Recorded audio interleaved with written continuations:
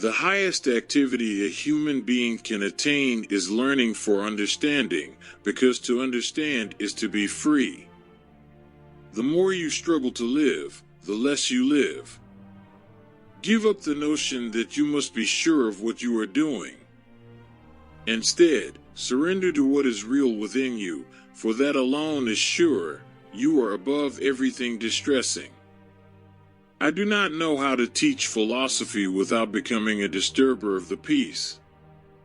No matter how thin you slice it, there will always be two sides.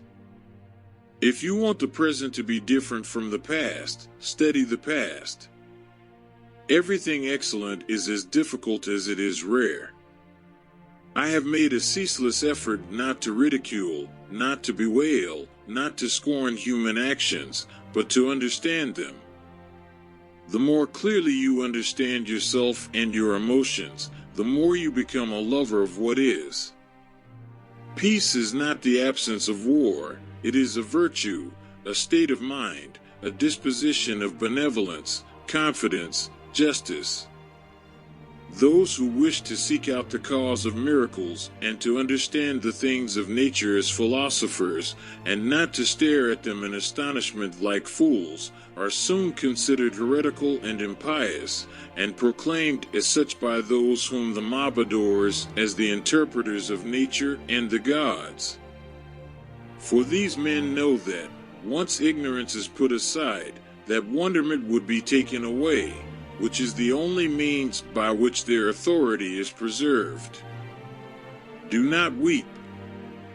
Do not wax indignant.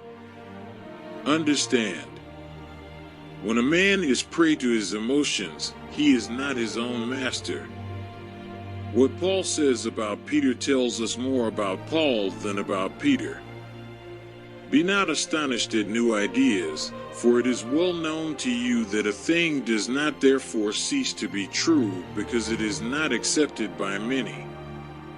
I would warn you that I do not attribute to nature either beauty or deformity, order or confusion. Only in relation to our imagination can things be called beautiful or ugly, well-ordered or confused.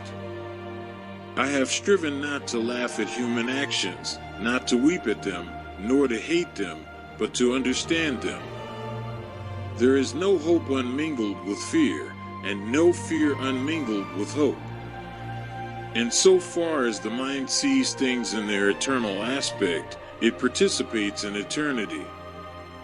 Emotion, which is suffering, ceases to be suffering as soon as we form a clear and precise picture of it. The endeavor to understand is the first and only basis of virtue.